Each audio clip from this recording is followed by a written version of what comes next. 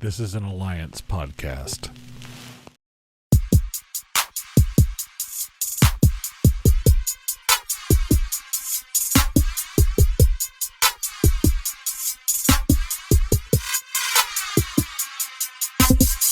Welcome to another episode of the For the Culture podcast, soccer podcast for us, by us. Talk about the intersection of Black culture and soccer. Got your boy here, Grego here. Got a special guest with us tonight. Someone that for the past couple of weeks we've been talking about having them on. We had to reschedule a couple times. We finally nailed them down.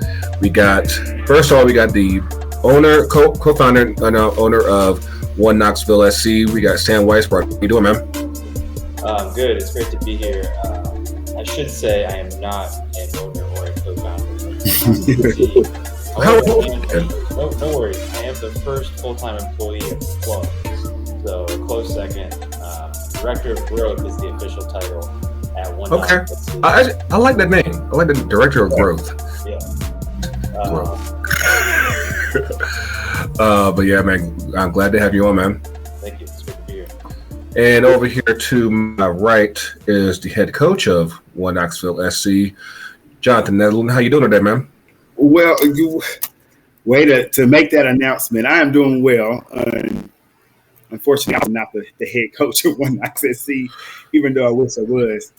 I have a lowly high school soccer team. Y'all just got this, like y'all being so coy and humble, but I appreciate that. Humbleness is next to godliness, and that's what's up, man.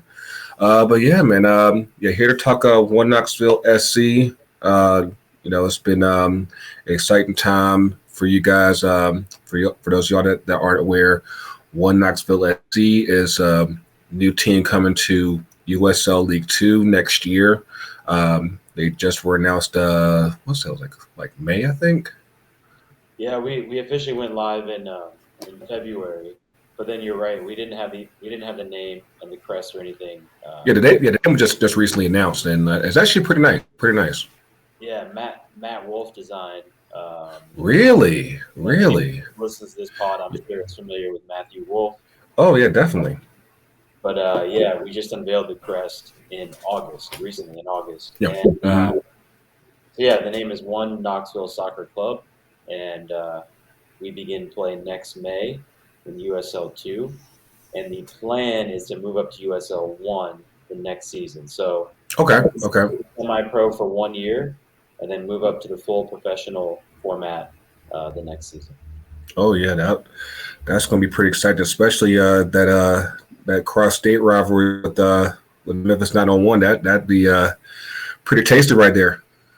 Yeah, we're excited about that. Of course, Chattanooga's got a team just down the road. Can't wait to get up there. Yeah, definitely.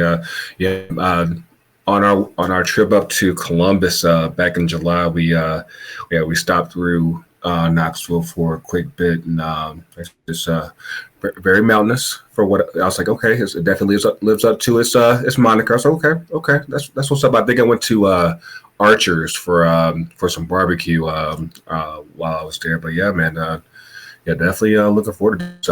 We're definitely going to get a chance to talk about One Knoxville in more detail and whatnot. Of course, for you guys out there, thank you for listening to us on your favorite podcast apps: Apple Podcasts, Google Podcasts, Spotify, Audio Boom, iHeartRadio, and of course the FTCUTD YouTube channel where you can see all of our faces and everything and all that good stuff. Make sure you like and subscribe, all the good stuff that comes from your boys at FTC. Of course, it's just me this week. TK's out on the ones and twos. Coach Tony is still out. I don't know if I've told you, like Rashad's been he's been going across the country. Like right now, I think he's in Wisconsin right now. I know he was in Ohio over the weekend for a wedding. Like he's been working and going all over the place. But yeah, hopefully you guys are all safe and sound wherever you are. So I had a perfectly good show that I really wanted to talk about, but then I have to admit, CONCACAF kind of just jacked up everything. For those of y'all who hadn't been following the news the past day, basically, because this was announced on here on Tuesday. CONCACAF made they announced an expansion of the Leagues Cup. The Leagues Cup is a competition between MLS and Liga MX. I think right now it was just 8 teams, but as of 2023, it's supposed to be expanding to all of MLS and all of Liga MX. So that's, I think at the moment, that's 47 teams. I think it'll go up to 48 if I'm not mistaken. So basically almost like a whole World Cup and everything. And basically they're going to stop the MLS season in the middle of the season and play this tournament. Primarily be hosted here in the U.S. I think they'll have some games in Canada. For some reason, I don't know why they won't have games in Mexico. I really don't know. That's something that just boggles my mind when every time I think about it, because I'm like, you can't have a Gold Cup in Mexico, you can't have a Gold Cup in Canada. Like, it's just always got to be the U.S. every single time. Like, I would love to have a Gold Cup in Jamaica. Like, would that be too hard? But yeah, the Leagues Cup is expanding to all the leagues, and I don't know if you had a chance to kind of start to digest this a little bit, Sam. I know we had talked about it a quick bit before we started recording. Like, what are your thoughts on it so far? I mean, yeah, I haven't had much of a chance to digest it, as you said. But I would say my initial thought as a fan is I'm excited. Mm-hmm. I think it's an exciting offering, and I think there's a lot to be excited about there. But as we were kind of talking about, the logistics kind of boggle the mind. I don't know how you would kind of fit that in with an already lengthy season, and there's already enough kind of pressure on some of these top players, in terms of club and country, and to fit this in on top of it, it seems like a lot, but it's a really interesting first step, and overall just kind of excited about the concept. I know you had a chance to look at it, John. John, what did you think about it? I'm a fan and a coach, so I'm excited anytime we can expand the game here in the United States. Any local broadcasts I can catch, having to like pay for a subscription to watch teams play far away. I'm all down for it. Our kids, we like to get together and watch games. So if I can have a tournament to watch in the middle of the MLS season, I'm all for it. We'll grab our popcorn and we'll enjoy it. Yeah, definitely. I definitely from that standpoint, there's definitely a lot of opportunities, especially as it seems like the train is still continuing towards the possible merger between MLS and Liga MX, which we've talked about, and I have tried to choke out as much as I can. But it's very interesting. But like you said, Sam, we talked about it earlier. The logistics behind it is kind of wild when you think about it, because for those of y'all who aren't aware and haven't been listened to us talk about the schedule issues ad nauseum, the MLS season only goes right now from early March until mid-October. So you're talking about 6.5, 7 months, not even including playoffs. In that time, you typically play U.S. Open Cup when that's allowed to be played. If your team's eligible, you play Champions League. I'm not sure if MLS teams play the Conference League or not. I'm not sure, but one of our radio broadcaster, Mike Conti from 92.9, he broke it down actually pretty well not long after the announcement was made. So you have 34 MLS games. If you go all the way to the final, you have, I believe it's seven not Nations League, League Cup matches. You have 4 MLS Cup matches. You have U.S. Open Cup, which I think is 5. Like, it stacks up after a while to where just going by the regular season, you're probably playing about 50 games in about 6.5 months. That's not including what you play with if you go out and play for your national team. Of course, it's not included if you play playoffs, like because like that cuts down the field at least a little bit. But like you're doing a very huge load in a very short amount of time, and I have a hard time seeing like how this works without extending the schedule. Of course, there's been I saw on Twitter earlier that Coach Vermes of Sporting Kansas City, he put in his quick thoughts on it. It was like he doesn't see like how this works without expanding the schedule, like where you start going into probably February, perhaps even January to start the season. Now, of course, you start talking about that, you're talking about some really cold games. So, like, what do you like? Would you have a problem going to a game in February? Like, depending on kind of like Knoxville's like pretty much like halfway between us and Columbus. So, like, whether it's going to Columbus or coming here, I'm pretty sure y'all might come down here because at least we got a dome. Yeah. I mean, Madison, Wisconsin in February could be pretty rough. Yeah. Yeah, but for the MLS, obviously you'd be in places like Minnesota and Chicago, Soldier Field in February. Yeah. Not ideal. Not ideal. Now, I actually was talking about it with my homies earlier. Like, I can see where their schedule could work, but at the same time, like you're still talking about you have to convince fans to come out during the time of the year where they're not used to coming out. Like a lot of fans, of course, they'll do it for football. They'll do it for football all day long because they'll go in January and go to Lambeau, and it's like, hey, it's no problem. But for some reason, I think there's a mental hurdle as far as trying to do the same thing for soccer, even though it's done in some cases in most other countries. But yeah, what are you guys' thoughts on that?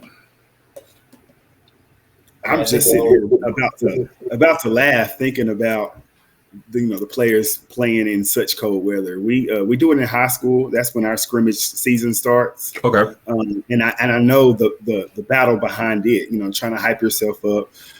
But those guys are professionals, pretty much. They should do whatever they have to in order to get on TV, to represent their club, and to play.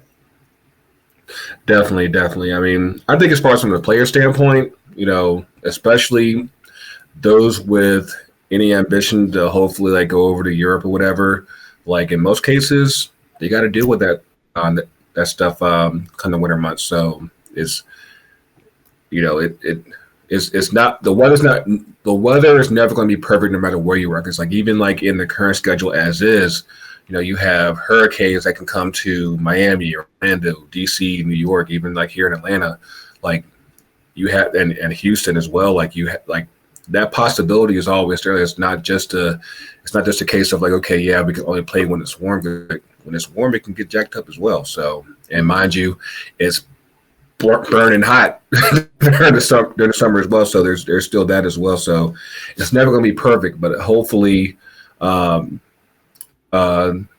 leagues and CONCACAF will come to an arrangement that allows players to just get their proper rest between games, because like the MLS games, the schedule as is already pretty condensed, and with this, and where you're basically stopping the season for a whole month. You're stopping the season, and you're saying, okay, so you're basically losing a month, and you're having to squeeze those games in the other 5.5, 6 months. Like that might be a lot. That's going to be a lot to ask for, especially if you're not changing the schedule as far as international breaks, getting time for the other competitions. Like it could get real tricky real fast. Well, like we still got like another, I guess, about 2 years. So this planning starts now, man.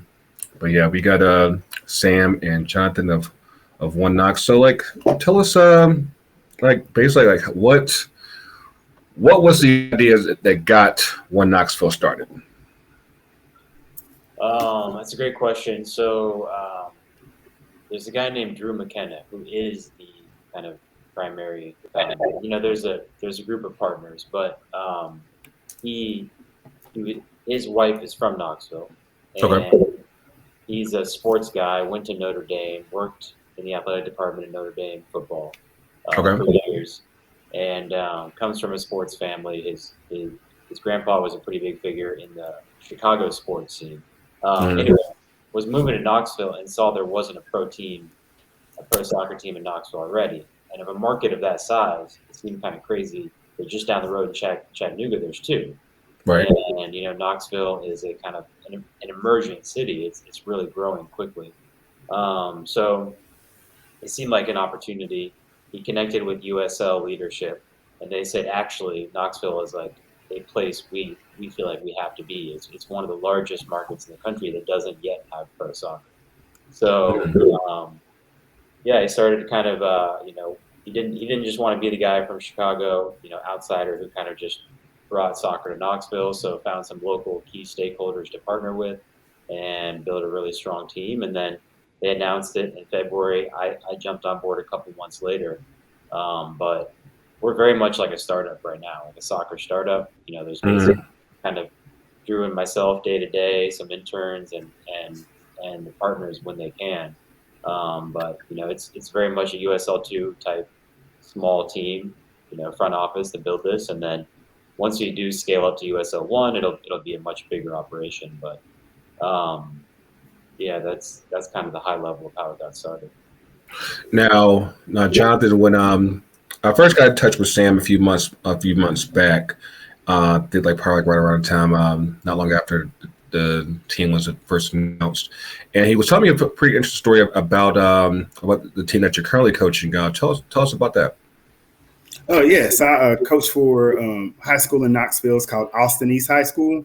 We're on the east side of the city, and we are a really small program.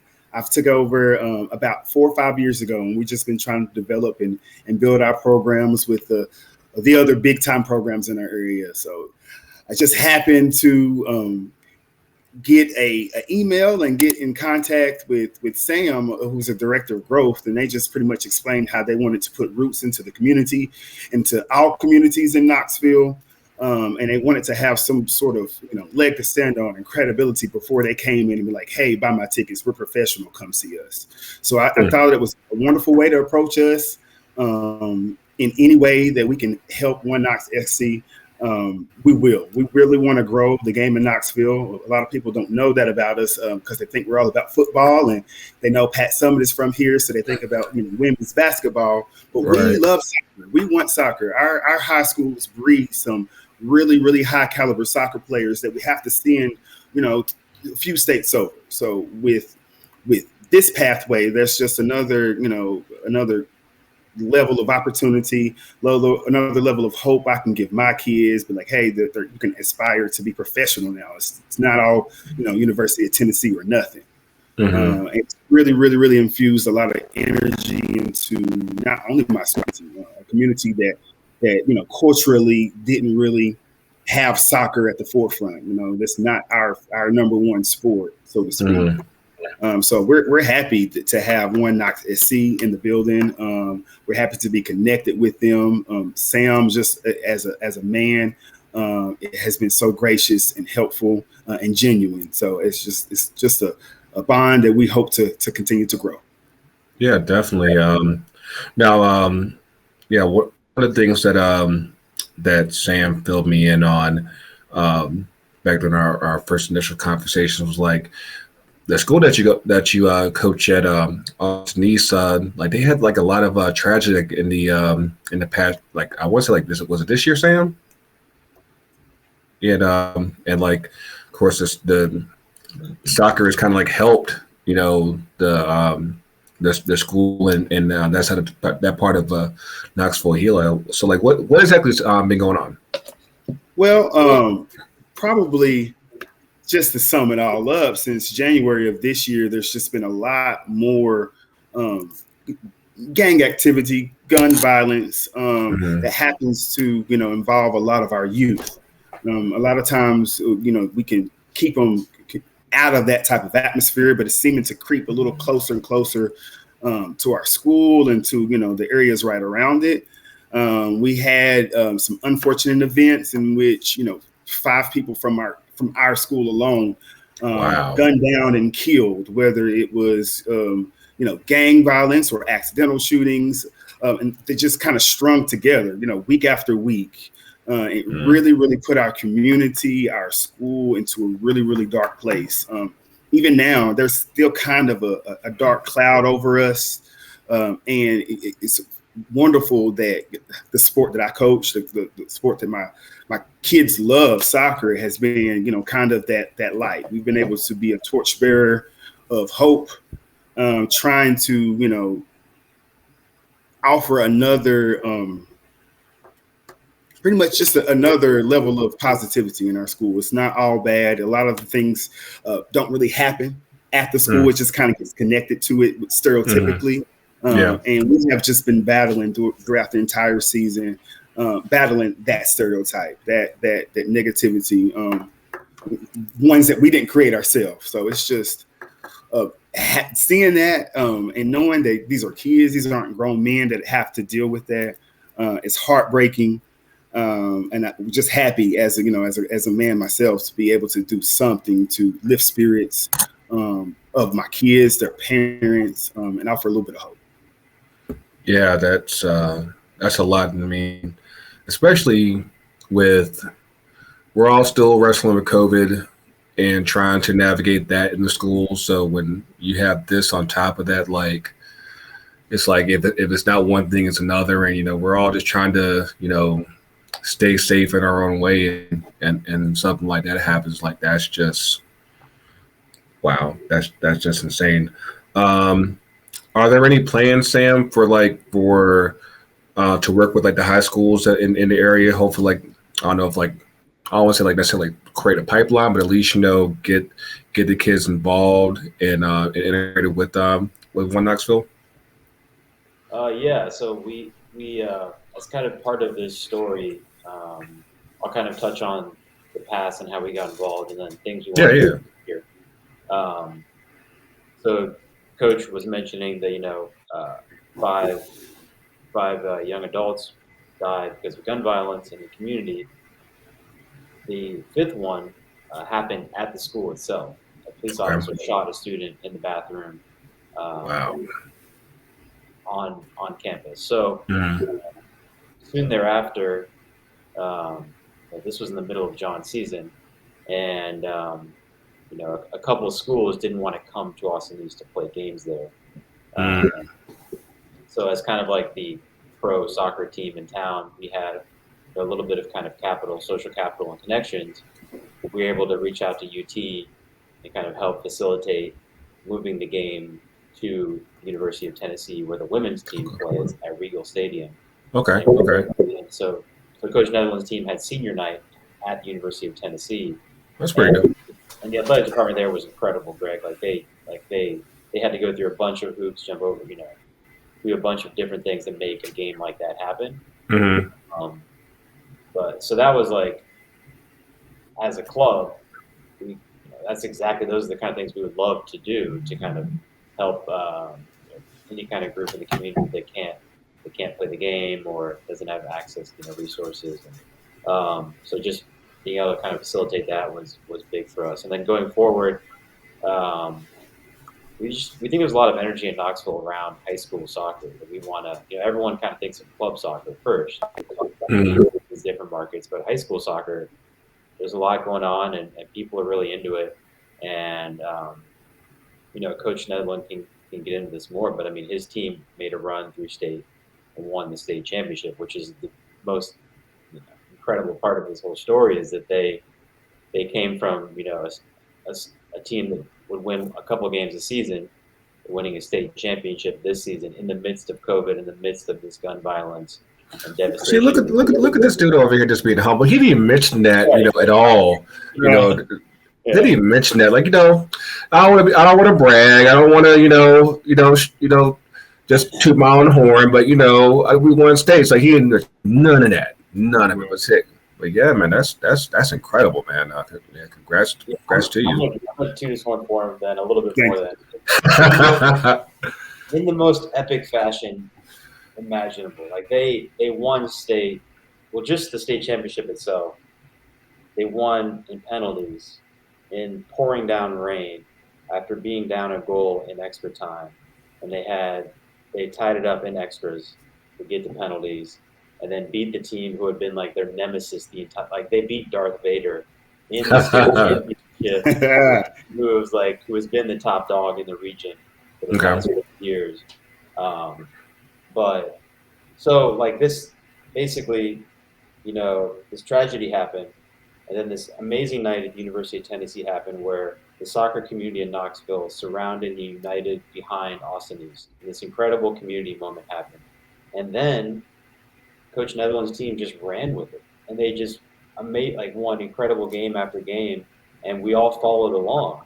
And it was almost like a Disney improbable story. And they just but I shouldn't even say improbable, because Coach and the kids on the team were just damn awesome. Like they earned every step of it, and they deserved every step of it, and nothing was like given to them. They took everything, and because they're champions, they're badasses, and they're just an awesome team. But for all of us, it was just so exciting to be a part of and to follow along, and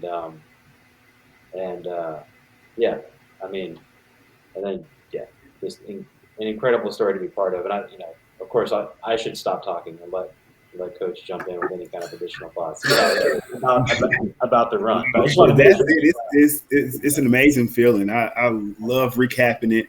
It's amazing what the kids themselves done. I'm the adult in the room, make sure they don't do the wrong things, but they always did the right thing. They knew that they had to not only play just because they love the game of soccer itself, but they knew that our community was hurting. They knew that we needed some type of lightning rod, some type of shot in the arm, to pick ourselves up, because we could have, as a school, as a community, just succumb to all that pressure of death and violence. But we found a way. The kids, used the one tool that they had, their bodies and their sport. So I'm proud of them for sure. I'm just like I say, I had a senior leader on our team, and I say a lot that he was the captain. I was just the coach. He was the leader of that team. They kind of pushed each other.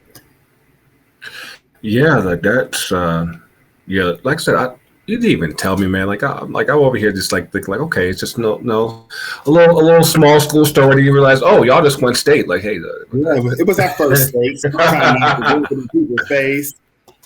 Our nemesis might be watching. So hey, like I said, sometimes, hey, they got to live with it too. It's just too. And I promise you, I did not wear this United kit because it looks like a Tennessee kit.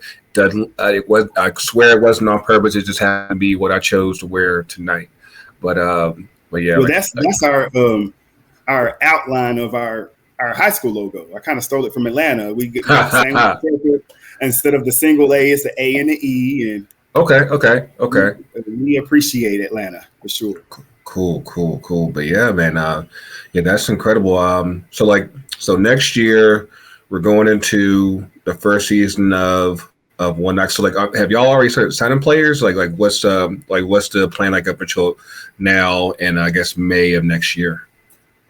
So we'll be onboarding a coach in the fall, early winter. So we're looking at candidates across the USL right now, and then Jonathan right here, I'm coach of the Wilder Boys.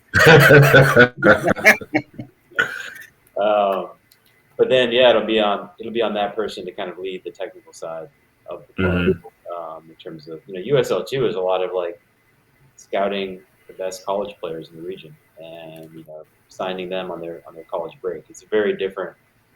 Like we've covered League One before on the show. Like we haven't really had a chance to cover like League Two. Like what's the difference between League Two and the League One and the Championship? Yeah, so Championship and League One are fully professional, and so players are on contracts and they're getting paid to play. And at USL 2, it's much more developmental, kind of the pathway concept. Okay. And so a club might pay for a young man to for his housing and food, but the players are not on contract. They're not getting paid to play. Okay. So it's a lot of kind of USL2 or a lot of USL1 or championship teams will have USL2 sides as well to kind of be that kind of pathway upwards. Okay. But it's like Fort Wayne or Des Moines has a very kind of a strong kind of USL2 club and community and brand, etc. But there's USL2 clubs out there that are essentially just like youth travel teams that have a like U20 or U21 kind of team, and they fit in with that USL2 structure as well. So it's very much like not professional, soccer in terms of like paying players.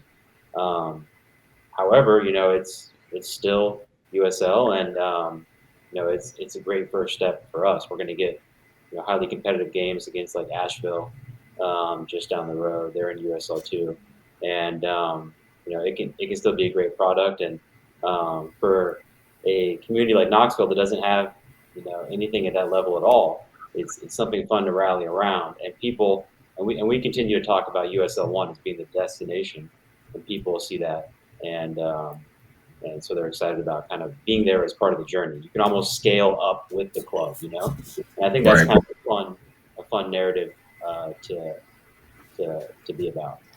Yeah, definitely. I think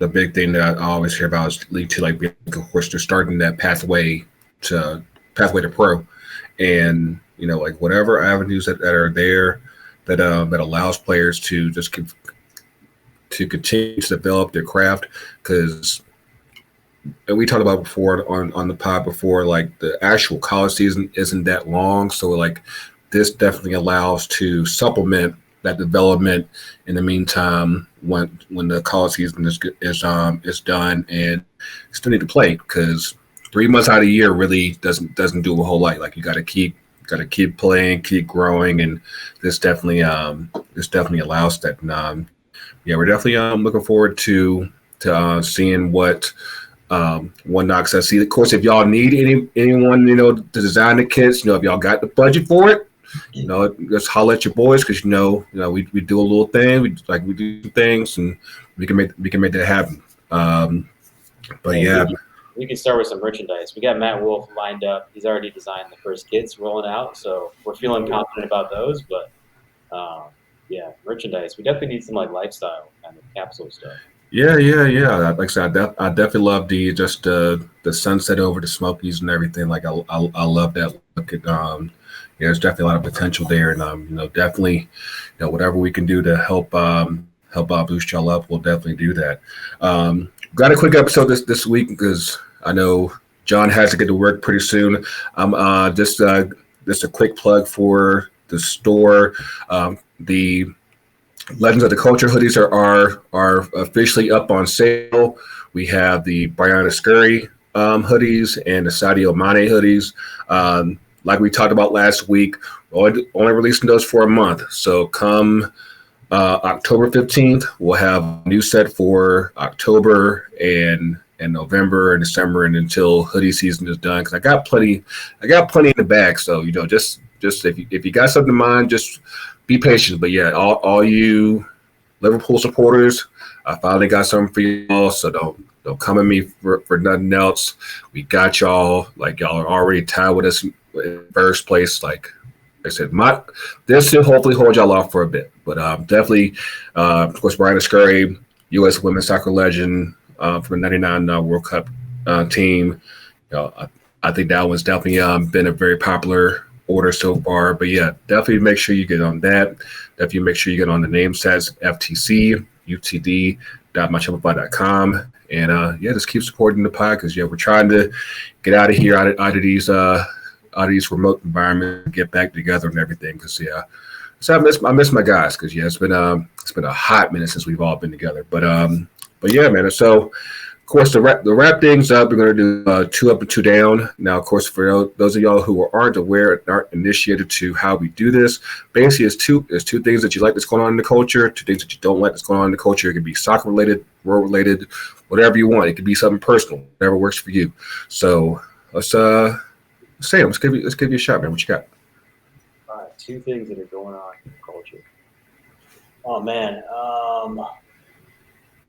I think number one, and this has really come to light being part of this club, is that there seems like a real movement around being community-led and purpose-driven in these kind of middle-tier soccer clubs. It's like, hey, we're not going to have, the top players in the world on our team on the field each week, but we can be focused on what's going on in Knoxville or focused on what's going on in Madison or Oakland, And so, we want to be a part of that kind of movement and, almost running our club as like a social enterprise in that, we can be profitable and sustainable, but at the same time, we can do good things in the community. And in fact, the more good things you do in the community, the more money you can make, or the more profitable and sustainable you can be. So I think there's kind of like a movement around that. So stoked about that. I think in general, I'm really excited about the U.S. men's national team. I know it's been kind of rough. We were in Nashville watching the last game. So overall, really just, excited about the young talent coming up.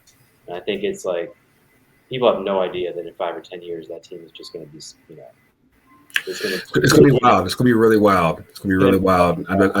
I hope that we have the right coach in place that takes advantage of where all those players will be. And mind you, it's not like the pipeline is stopping this. It's like it's getting full real fast, and because like that's basically like what we were waiting for is when the talent comes to so regularly. It's like how do we keep up? Like you have those problems like Germany and France have, where you could probably have about two full squads and still be like top 10 in the world. Like that's kind of like where things could possibly head. And it's crazy to see.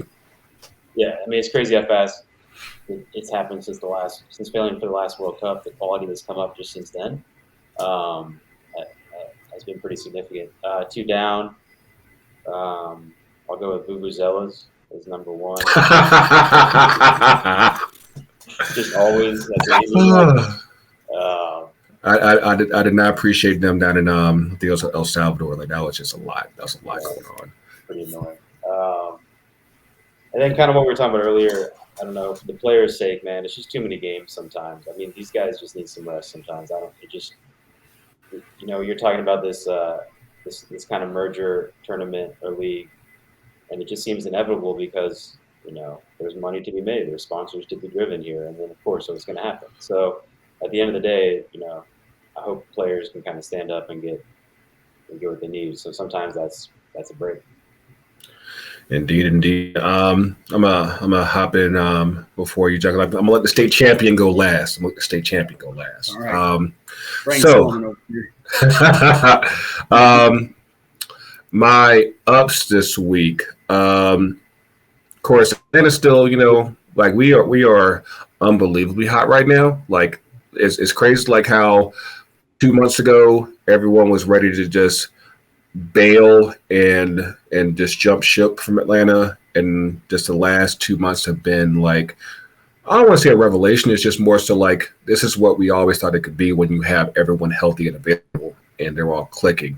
I think definitely shout out needs to go out to Ezekiel Barco and our new signing Luis Araujo. I've been working on that pronunciation for a bit, so hopefully y'all are happy with me on that one.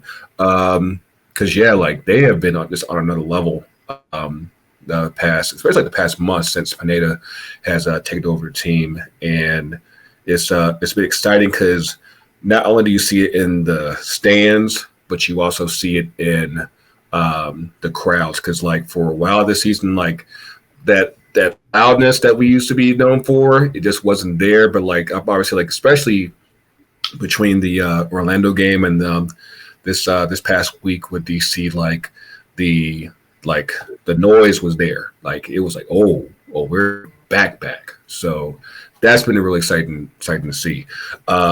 Second up is one of the plastic supporter, so women's supporters group that's nationwide and everything. One of their leaders was here in Atlanta this past weekend. Nicole, she's been really dope follow on the socials if you haven't done so already. And she was down here for the game, so I finally got a chance to meet her. That's honestly, that's probably a season highlight. I'm working on her. I'm like, yo, because she already has a best friend down here. I'm like, you just go ahead and just leave Jersey, just go ahead and come down here. Just go ahead, just make that move, because she says she loves it down here. So I'm like, just go ahead. You don't want to do all that coldness. You want to do all that Jersey life. Just go ahead, just come down here. So, but yeah, I only really have one down, and actually no, I do have two downs, but I have one I want to make. I just want to make note of. For those of y'all who have been following my car journey, y'all know I was out of a car last year, and I got mine late last year. And somehow, some way, this past weekend, my key broke off my remote, snapped, in my pocket. I can't crank my car up. It's absolutely wild. And I couldn't even tell how it happened. I just know it did. And I just got it towed today to the dealership, and hopefully they'll have it fixed by the time y'all get this episode. But yeah, I didn't even know you could even break remotes like that. So especially the key part of them, that's just wild to me. But yeah, I've been basically in my house since the game on Saturday. So yeah, I've been trying to keep myself busy during this time. And but yes, it's been a big headache. That hopefully it will hopefully have its conclusion by tomorrow. Second down, much like how we talked about with the Leagues Cup, there's been a lot of talk about having the World Cup every 2 years, and like we've been talking about, how do you do this and not just completely burn your players completely out? Because I don't see where you could have a break. I don't even see how you could have time for an international break and play qualifiers and play friendlies, because you're so stacked up on games just in the club side that when would you have time for games for your national team and these tournaments? And you're still trying to play your Euros. You're still trying to play your Gold Cup. That's just a lot of congestion in a very short amount of time. I can see how it worked for the women, and they haven't even brought that part up. But for the men, I just don't see it. I think it's a lot. It's asking a lot. You can get one, but you can't get the other. So if you want to start doing these Leagues Cup and everything and Nations League, you could do that, but you have to keep the World Cup where it is. And I mean, I know FIFA's trying hard to push that, but I just don't see how that's feasible. But that's really all I got. Hopefully, by the time y'all get this, I'll be mobile again. But let's get the home run hitter, man. What you got, John? Yeah. Well, so the thing is 2 up and 2 down, 2 positives and 2 negatives. I said in general, soccer, whatever Whatever you want. I'll try to keep it in soccer, but I want to do some local plugs. Yeah. I had a text message from a parent, Mr. Stewart. My player kind of got drafted up by Nashville SC after our championship. He's just a sophomore, so it's bittersweet losing him. But he is taking off and doing really well up there. I think he's trying his best to cement a starting role. They sent a little mug shots or headshots of the team, so I'm just super happy about that. So hopefully we can follow his journey later on in life. We'll know the name Makai Stewart. That's one up. The second up is my favorite team in town, the Lady Vols at University of Tennessee. They played 8 matches. They've had 7 shutouts, and they are on their roll. I'm looking forward to playing them on Thursday. So I just want to shout out to Brian Pinsky and the coach over there at Lady Vols. Two downs. One is just the time of the year. It's fall, means winter is coming, and there's a lot I can't do with my team. I'm hoping that they'll go to club and develop themselves and, have that personal responsibility. But I just don't have my hands on them. So I'm just kind of antsy to get back around to spring, get back to February and see them again. And a second down. I don't have a second down. That's pretty much it. Sometimes it happens that way. On that note, I did see that NYCFC just signed a 14-year-old. I think it's like the second youngest player ever in MLS history to be signed to a first-team contract. His name is Christian McFarland. Wow. And so like definitely looking forward to seeing what comes from there. I hope y'all looking forward to Florida beating Tennessee this weekend. I'm just letting y'all know ahead of time. Just letting y'all know. But yeah, man, it's definitely been great to have you guys on, and I'll finally get a chance to spread the word about One Next to See again. If y'all need it for kits, just let me know. But as always, you can catch us on social at the FTCUTD. Where can they find One Next on the socials now, Sam? Yeah, we're One Knox SC across all the social channels, and yeah, man, we definitely owe you a scarf. That would definitely add some much needed color there. Yeah. Like I tried not to go too black because I know I can easily just go all black all day. But yeah, definitely. Like I love the One Knox colors. So definitely, yeah. So yeah, send some our way. We definitely would appreciate it. Of course, again, Facebook, Twitter, Instagram will be up on there. I know I was kind of lazy this week. Like I said, there's just been a lot with the card and everything. I'll be back up on it this week. But yeah, until next week, enjoy your football for Coach, for Mayor, for TK. The coach is real. The coach is everywhere. We'll see y'all soon. Get backs, y'all. Stop playing. Get backs. Absolutely. We'll see y'all soon, and we out. Thank you.